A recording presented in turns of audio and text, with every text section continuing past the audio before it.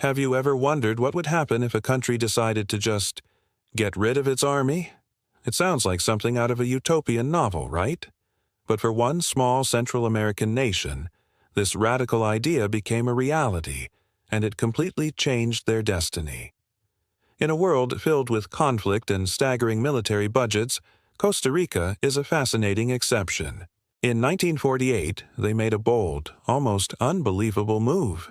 They permanently abolished their military. This wasn't just a symbolic gesture, it was a fundamental shift in their national identity, a choice to invest in people instead of weapons. And this decision is the key to understanding why Costa Rica is known today as a beacon of peace, democracy, and environmentalism in a turbulent region. But here's the twist. This story of peace was born from violence. In 1948, a disputed presidential election plunged the country into a brutal 44-day civil war. About 2,000 people lost their lives, a devastating toll for a small nation. The man who led the victorious uprising, José Figueres Ferrer, came to a critical realization. He saw that the army itself was a source of instability and a threat to democracy. He believed that to prevent future conflicts and break the cycle of military coups so common in Latin America, the institution of the military had to be removed entirely. So, on December 1, 1948, Figueres did something incredible. He went to the main army barracks in the capital, San Jose, grabbed a sledgehammer, and symbolically smashed a hole in the wall. This powerful act marked the beginning of the end for the Costa Rican army. The very next year, this was written into their constitution. Article 12 clearly states, "The army as a permanent institution is abolished." Imagine the impact of this. All the money that would have gone to tanks, guns, and soldiers was redirected. Where did it go? Into building schools and hospitals.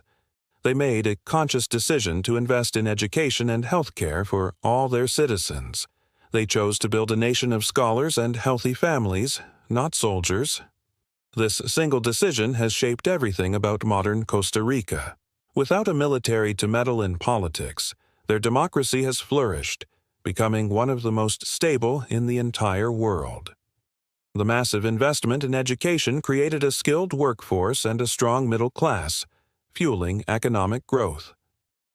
On the world stage, Costa Rica became a champion for peace and diplomacy, often acting as a neutral mediator in global conflicts.